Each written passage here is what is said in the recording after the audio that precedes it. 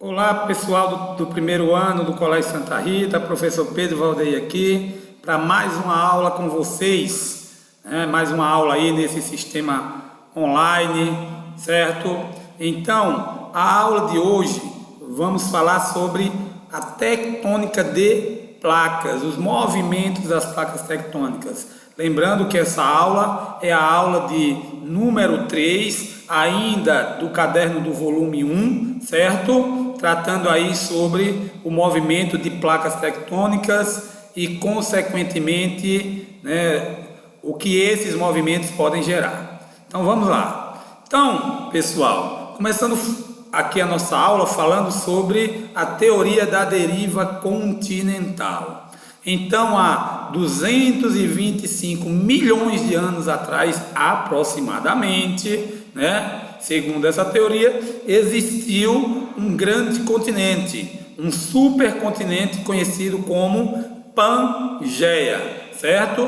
E devido a esse movimento de placas tectônicas, esses continentes foram se modificando e ao longo desse período assumindo outras formas até chegar aos continentes como conhecemos na atualidade, certo?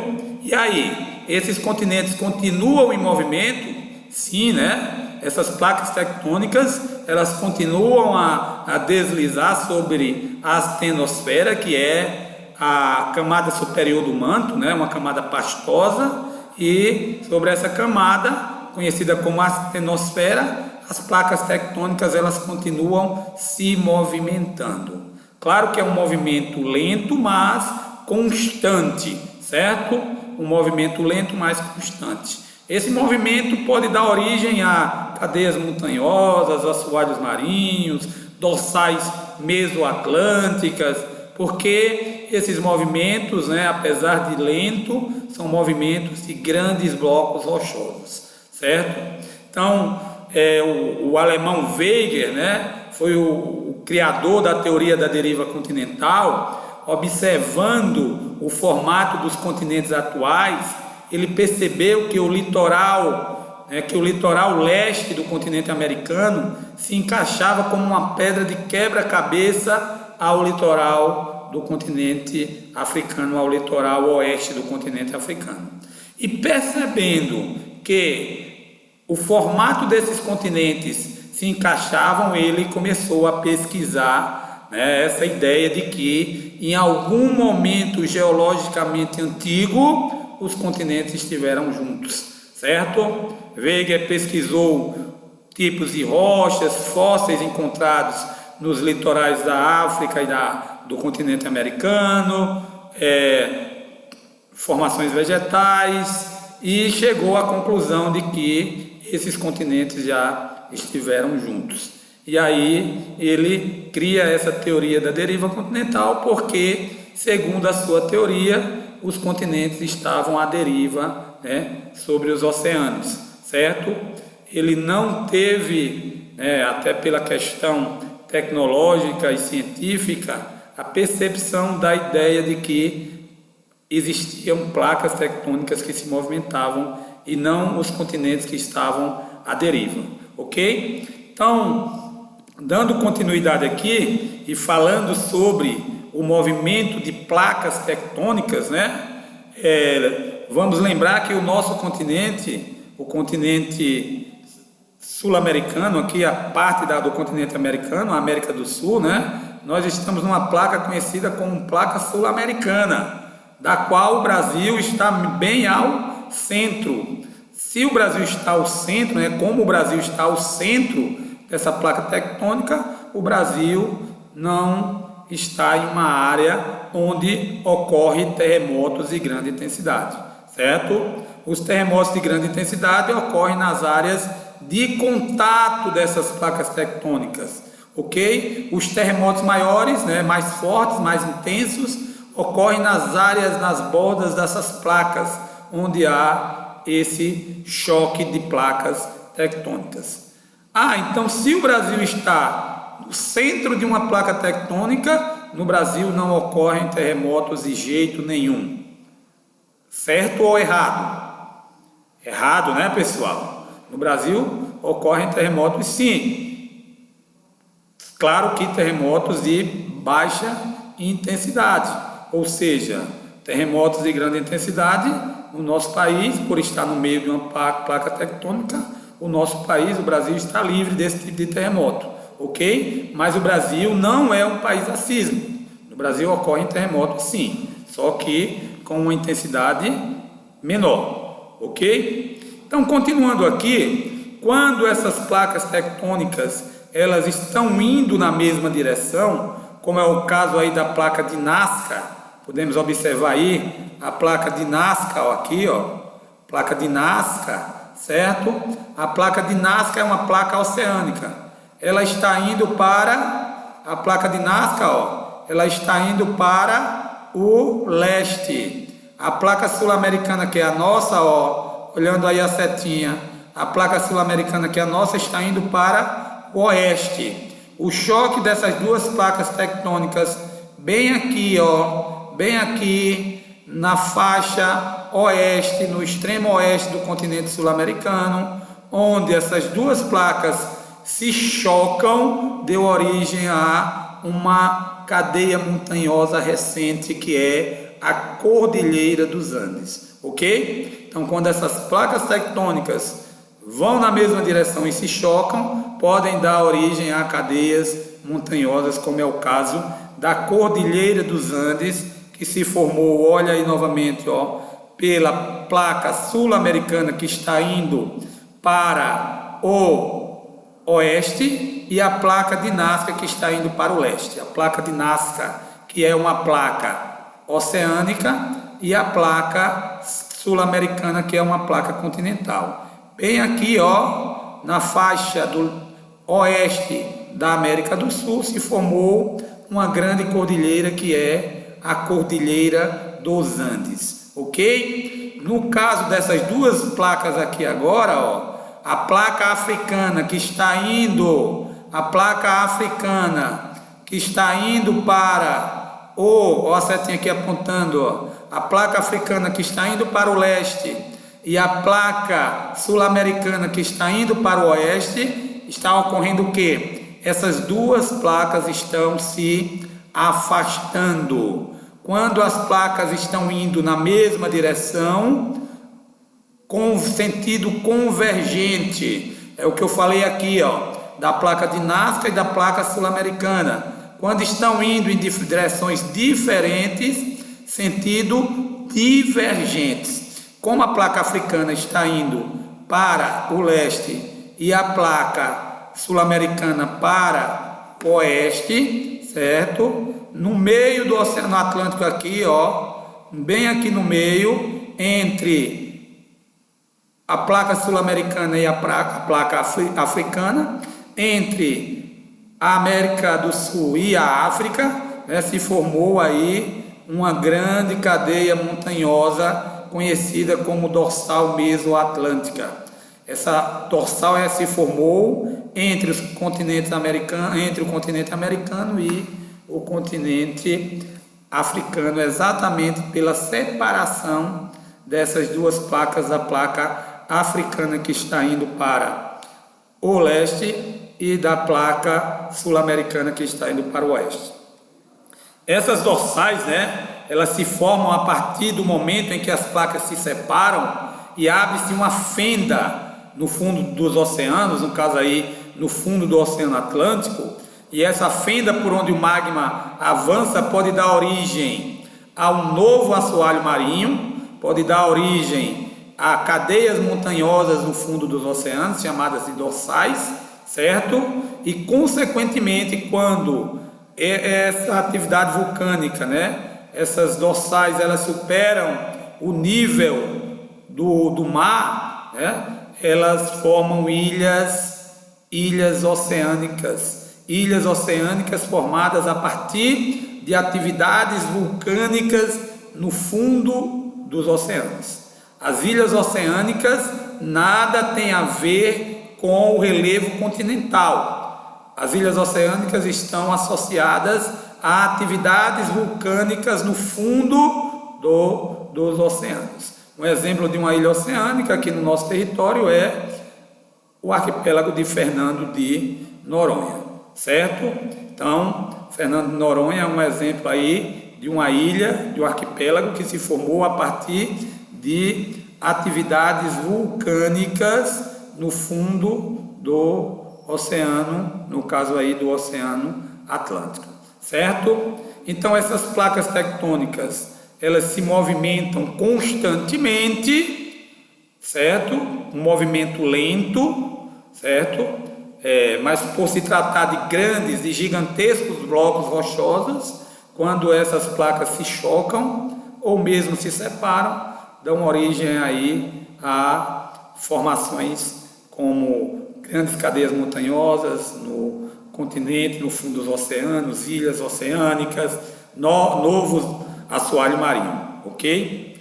Continuando aqui nossa aula, vamos observar aí, né, na figura, como se forma um dobramento moderno, certo? Então, quando há o choque entre duas placas tectônicas, dependendo do material rochoso que forma essas placas, se o material rochoso que forma essas placas é um material mais rígido, essa placa ela não vai dobrar, ela vai ocorrer o que? Uma fratura, dando origem a uma falha tectônica.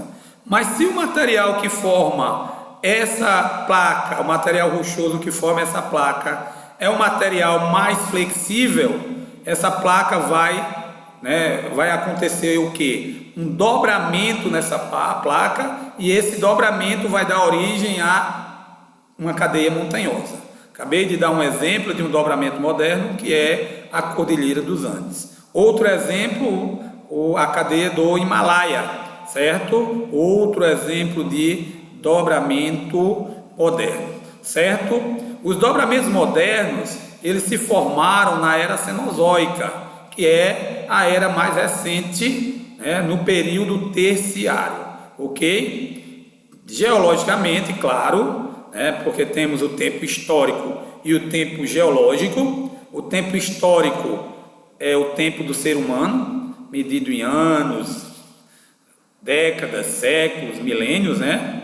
E o tempo geológico, que é o tempo da natureza, esse medido em milhares, milhões e bilhões de anos. Então, para o tempo geológico, essas cadeias montanhosas se formaram em um período bastante recente, por isso chamadas de dobramentos modernos. Então, se o material que forma essa placa é um material mais flexível, vai acontecer o quê? O dobramento. Se é um material mais rígido, vai dar origem ao quê? A uma falha tectônica.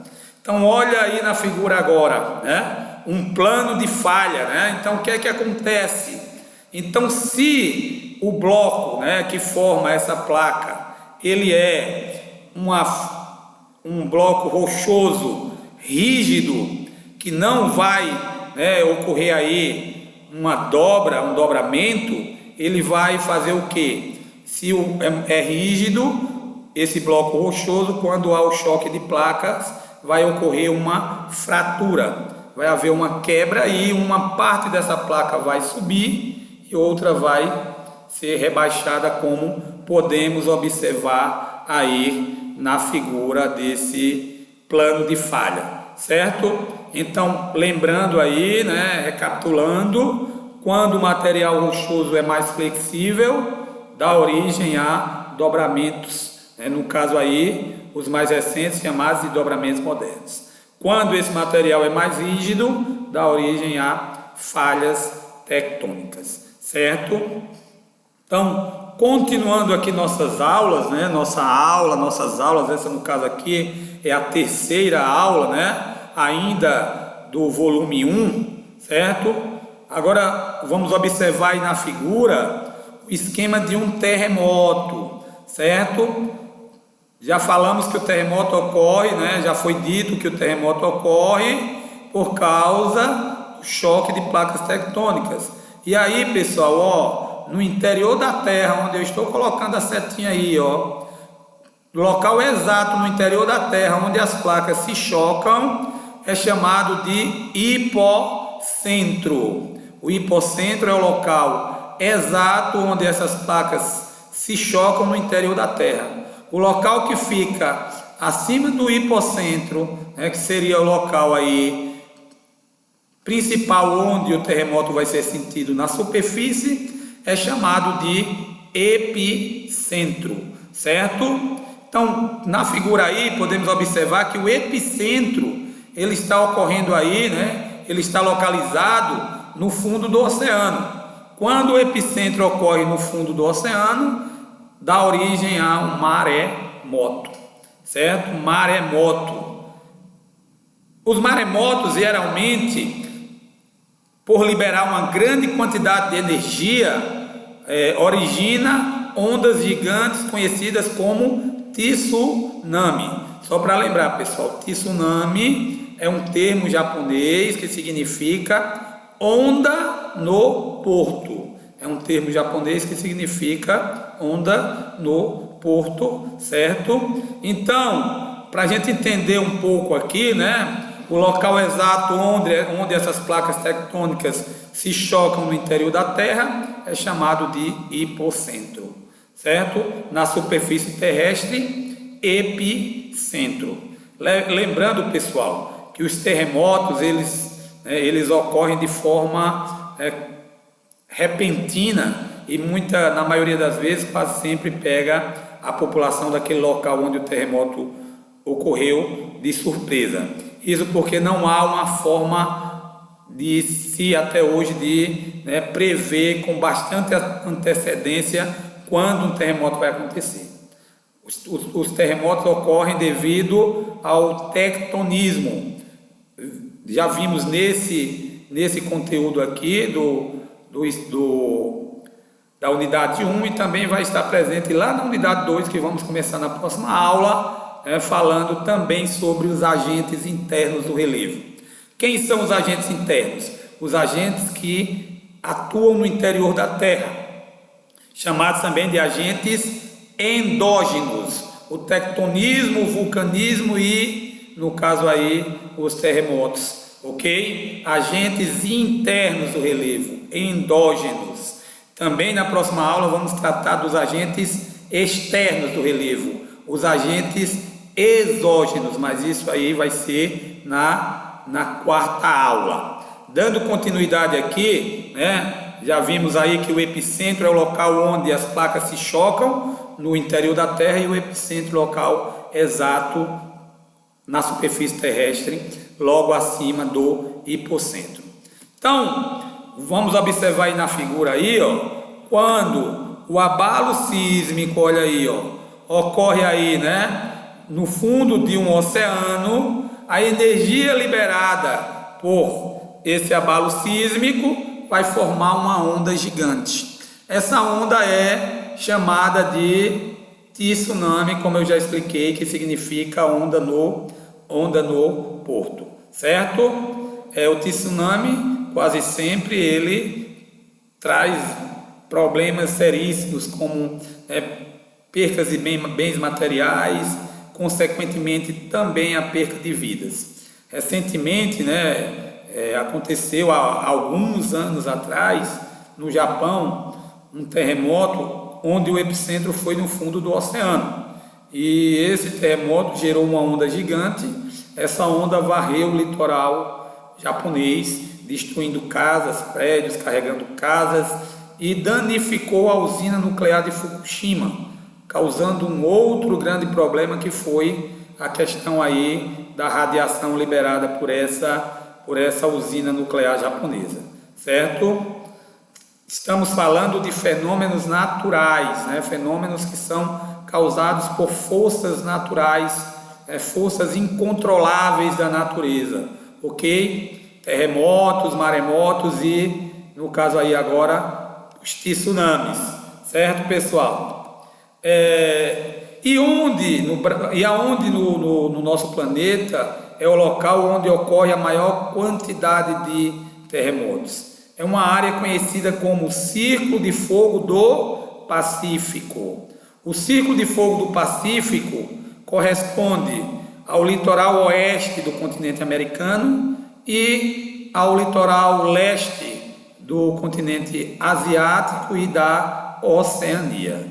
essa área aí destacada aí no mapa, ó, essa área aí destacada no mapa, aí ó, que pega todo o litoral aí leste da Ásia e Oceania e o litoral oeste aí, ó, e o litoral oeste da América do Sul, ó, corresponde ao Círculo de Fogo do Pacífico. Os locais do nosso planeta onde mais ocorrem terremotos, certo?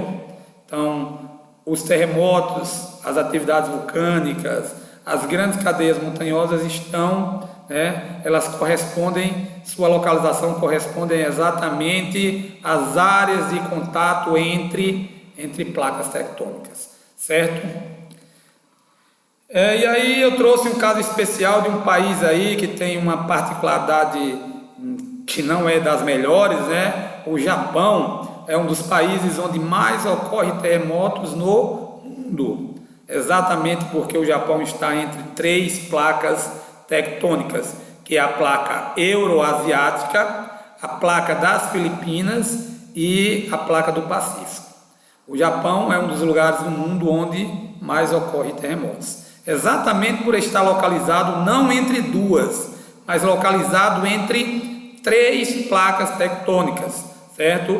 Por isso o Japão é um dos países do mundo mais bem preparado para enfrentar problemas relacionados a terremotos e tsunamis, exatamente porque lá é um dos locais onde esses fenômenos mais ocorrem no mundo, certo?